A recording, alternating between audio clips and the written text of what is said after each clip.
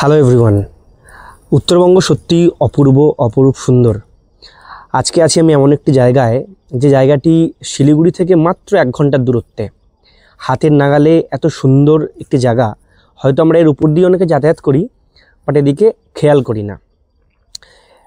এখানে আসলে আপনারা পাবেন সেবক, অপূর্ব সেবকের সৌন্দর্য, সেবক নদী, তার সাথে বন্য প্রকৃতির মাঝে থাকার এক অপূর্ব আনন্দ।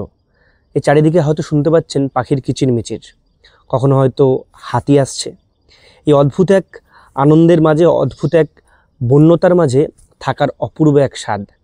জায়গাটির নাম ঠিক আমরা ঘুরতে ঘুরতে জেনে নেব। জায়গাটির নাম মংপং। সেবক পেরিয়ে, সেবকের করোনেশন ব্রিজ পেরিয়ে ঠিক ডান দিকেই মংপং।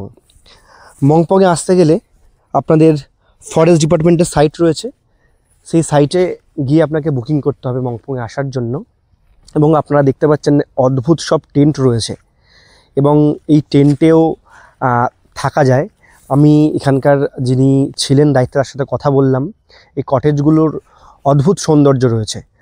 কটেজগুলো যদি দেখেন, এবং এখানে এসে একদিন একবেলা নিশ্চিন্তে কাটানো যায়, নিশ্চিন্তে, নীরবে, নিভৃতে, কাছের মানুষের সাথে। বিভিন্ন রকম পাখি উড়ে যাচ্ছে, হর্নবিল নিজস্ব ভঙ্গিমায়, নিজস্ব ছন্দে, নিজস্ব তালে ডানা মেলে উড়ে চলেছে।